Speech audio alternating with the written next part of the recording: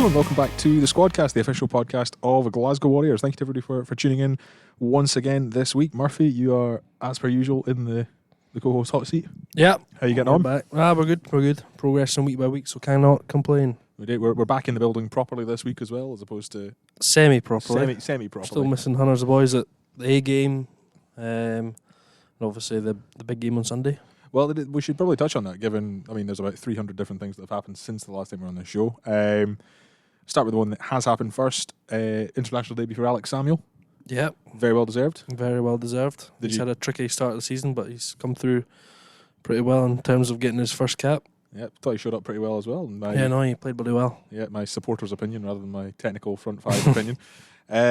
You touched on the two games there as well, Scotland A and Scotland Senior. We don't know the Scotland Senior team yet because it's Tuesday afternoon. I don't know if you do. If you do, you're doing a very good job of I won't say anything. Playing a poker face. Scotland A point of view, though, we do know the team from that. 7 of our boys in there. Stafford as captain, Dobie on the bench, and Gregor Hiddleston in the starting team. Who's the other one? Jamie Batty. Jarry. Big Jarry and Finn Richardson on the bench as well. Hiddleston, who's starting. Did we mention that? We did mention Gregor there. We should just wrap them all up. Ben Afshar as well. Forgot the other one. Well deserved for all 7 of them, but how exciting for the 4 that haven't played represented rugby for Scotland. It's one of those games where nobody really knows what's happening, who's playing, and it's one of those ones where everything's kind of put together last minute. We'll have 1 week of training together. Like Jarry and I were running Broncos last week and the week before. So actually, what you tell me, if he's the man of the match off the bench, it's all down to you. Yeah, pretty much. Yeah. He was just following my heels all week last week. So that'll be good to see them trot out on Saturday night at the Hive. So it's one of those games again, like I say, that you knock on the door so many times with the way you play here at Warriors, and obviously with Edinburgh boys as well. And it's kind of another rung in the ladder in terms of reaching that full cap. So it's a game that you want to play in, especially during this international window where there's not many games for those fringe players to play in. So it'll be class for those boys getting that bit of international experience, especially with the eyes of the likes of obviously Townsend, Tandy, and John DL and the likes of them, and watching them from the touchline. So the boys will be up for it. It'll be an interesting game. Chile aren't terrible; they're bloody good, like you saw in the summer. So they'll be passionate. They're a very passionate nation, and they'll bring their best game as well. Yeah, we'll love the fact that you ran through the entire coaching team and didn't mention Peter de Villiers as a scrum. Of course, Pete. But then again, we've got Murchie there. We've got Liam, like we mentioned last week. We do. We've got pretty much half of Glasgow's in that squad. So, and if you want to go and cheer them on, tickets are still available at scottishrugby.org for that game, as they are from glasgowwarriors.org for our game against the Scarlets a week on Friday. Get here and welcome your Warriors back to action as we kick off Block 2. It's time to introduce today's guest. It's sort of inspired by the Scotland A selection of Jarry and Finn and Gregor and the young guns. We chatted about it before. We've not done an Academy special, I think, since Ben Salmon was on, which was... No, it's been a while. A good 30-odd episodes ago, or whatever it was. Today's Academy special on today's guest, Macenzzie Duncan. How are you? Yeah, I'm all good, thanks. Very well. You're looking slightly terrified now that we've actually started recording. You were chatting away earlier about everything from Bristol to France, South Africa, and all those lines, and now the wheels have started recording, and you're looking like, what the heck have I signed up for? Never. No, you're good. Macenzzie, you joined the Senior Academy in the summer. First 2-3 months. How are you finding it? How you settled in? Loving it. Good environment, good bunch of boys. Fun, hard working, but just enjoyable, I guess. Good gym sessions, good training sessions, just good vibe everywhere. So made loads of new friends. So it's all good. That's what it's all about. Just give us a bit of an overview as to yourself. Basically, obviously, you're a name that might not be as familiar to listeners and supporters out there that are still getting to grips with the 26, 27 academy players we've got in the system this year. Give us a bit of your background to your rugby story. So from Clevedon in Bristol, then in the under-18s played through age grade with Bristol Bears, and then was with Bristol for 3 years, and then got the opportunity to move up to Scotland with Stirling, and then from Stirling got picked up by Glasgow, and then in Glasgow at the moment. Nice. You two ever cross over at Bridge Hall? Or? I don't know if we ever played, no. Different times. Yeah. That's Mackenzie's way of saying you're older than he is. Yeah, true. Correct me if I'm right in saying your sister also plays as well, Mark? Yeah, I got a little sister. She plays for Bristol Bears Women's as well. Yep. She's doing all right, and then she plays for England under 20s, and then tomorrow she flies out to Cape Town, I think, or Dubai, with GB7's women. So she's doing pretty well. So she's definitely faster than. Nah, never. We're not letting her have that one that quickly. Just before we start the questions properly, obviously a couple of outings in pre-season, a couple of outings for the A team so far. Just give us your insights on that one, how much you enjoyed that and how much you were getting stuck in. I mean, Zebre in particular in pre-season, I think you came on a little bit earlier than anticipated, and I think the first thing I saw you were nailing an Italian lad in the second row or somewhere. Nah, it's all right.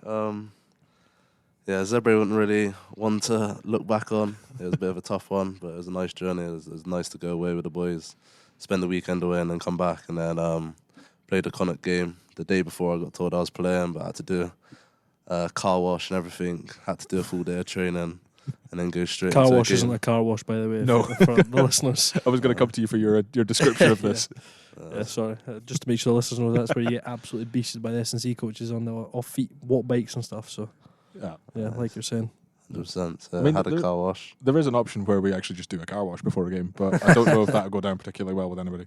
Nah, 100%. But then had a car wash, played on the Saturday, and that was a alright game against Connacht, and then haven't played since, but played A games. They've been good. First half, second half tail off, but the boys are doing good. The A-Cab boys ripping in.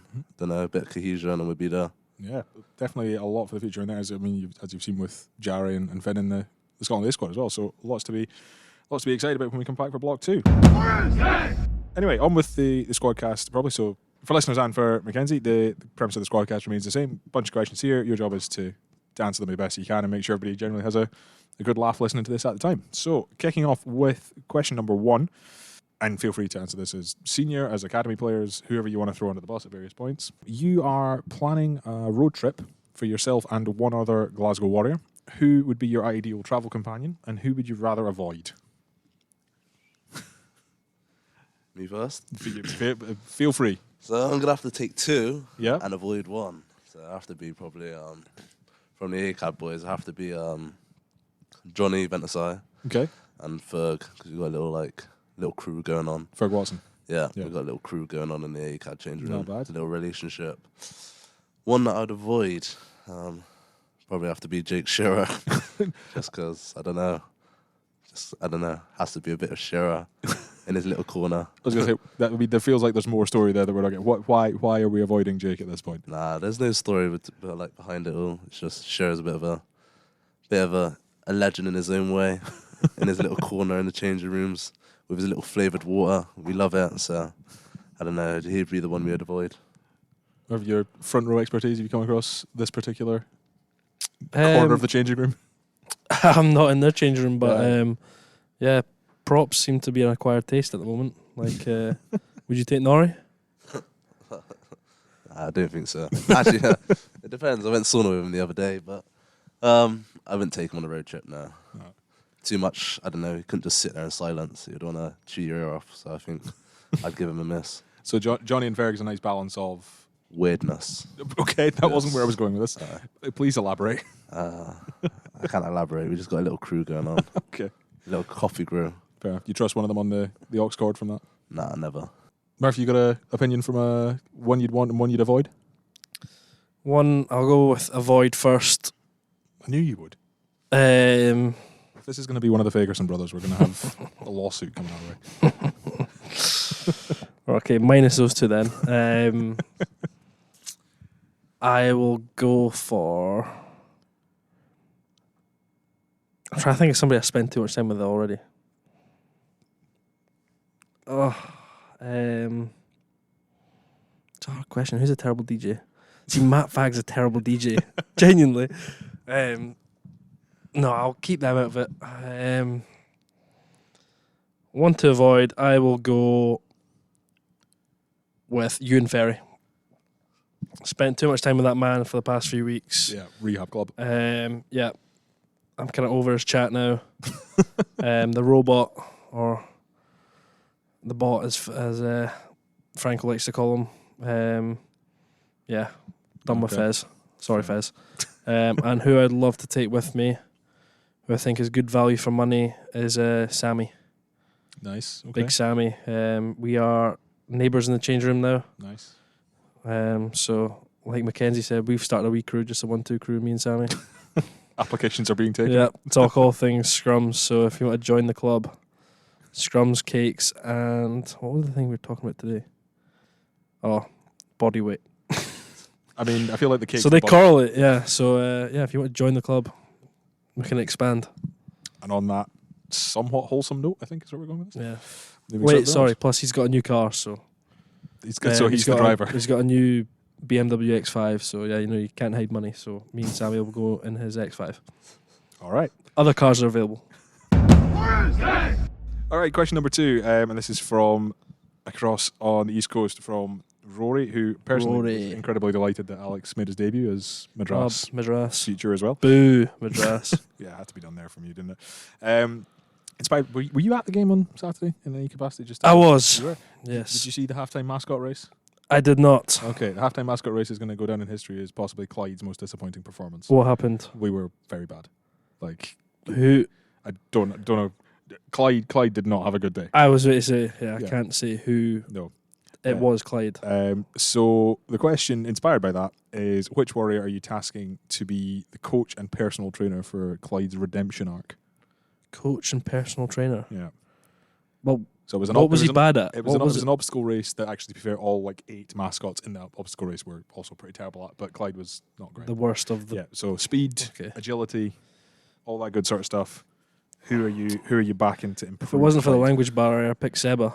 He's got speed and agility, but I feel like you can just sort of show you though. Yeah, true. Also, bearing in mind Clyde's a cow, so he might actually speak Spanish. Okay, so who's a cow is what you're trying to say to me here. Who moves like a cow might be where I'm going with this. Patrick Schinkling. He is a big fella, but he can shift. He can shift. So maybe that'll help. And he's got a bit of a curly mullet that looks a bit like a Highland cow. Right, okay. So we're going for the physical lookalike contest. Physical lookalike who's, credit to him, he can shift. He's got a bit of footwork on him. So does Cheese. Grant Stewart, sorry. Yep. He's a big fella who can also shift. So he's got a good sidestep on him, as Grant, actually. Very good. Yeah. One of the best for a type 5 forward. All right. So yeah, if Clyde can follow in the footsteps of those two. Fair enough. Kenzie, anybody from the academy that would be... Well, actually, we'll leave the speed and agility. We'll go to like a personal training side of things from like a personal strength side of things. So, I don't know, speed, I'll give 2 coaches for that. Speed, I'd probably have to be Aiden Cross. He's just mean across the ground. Fair. When you're doing bronco reps or whatever, reps conditioning, he's the one always overtaking everyone. Yeah. He did look particularly good doing a bronco in the summer. Not happy with I have to give him for the speed. And then gym-wise, I have to give it to Amena because he's just mean. Yes, mean, lean, strong. He does, I'm sure he could get the mascot up and running. Fair enough. Quietly goes about his business, I think. But I think, 100%. So basically what we're saying is we're calling out any mascot that wants to have a race once we get Clyde into a training program with the aforementioned warriors. Right, done. Rory, we're on it. Right, question number 3. I've lost where my number. There we go. Question number 3. Who is the one that you try to avoid in a tackling drill? And this can be live contact or pads or however we're looking to frame this one. But who are you trying to avoid pairing? Are you getting tackled? You are the one either holding the pad or getting tackled without the pads, yes.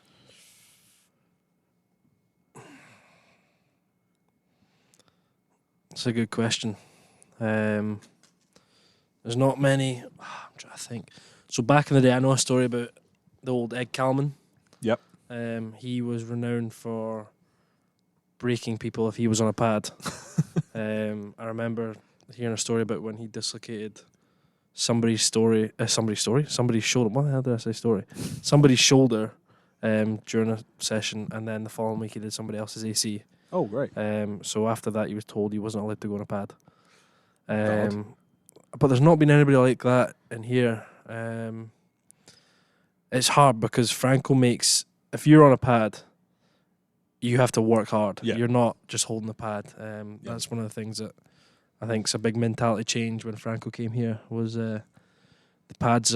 You can only work as hard as the pads are working for you. So if you give them an easy drill, it's going to be obviously easy for you. And like I say, when Franco was here, he was making the pads work hard, and it's obviously paid dividends. So kind of everybody works hard on the pads now. And I mean, the obvious choice is the big lads because they're the harder to shift. But then when it comes to 100 metres of ball retention, they're the ones you cannot run at because you can kind of chuck your feet about and they're obviously running backwards.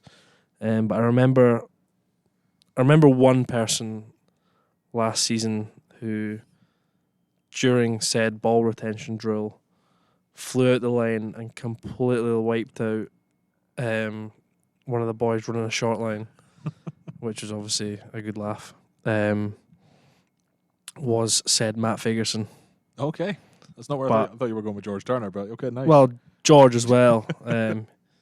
He was a kamikaze on the bag. But in terms of current Warriors, Matt Fag, he, I think, got done dirty by somebody, like in the previous phases, got stepped or something, and then the next one he lined somebody up and flew out the line. So avoid Matt. Well, if you're in his bad books, yes. Fair enough. Try and avoid Matt's bad books at all costs. Kenzie, anybody out of the academy that we're supposed to avoid? You are allowed to say yourself if you're that way inclined. I'm humble. First of all, I'd go for senior.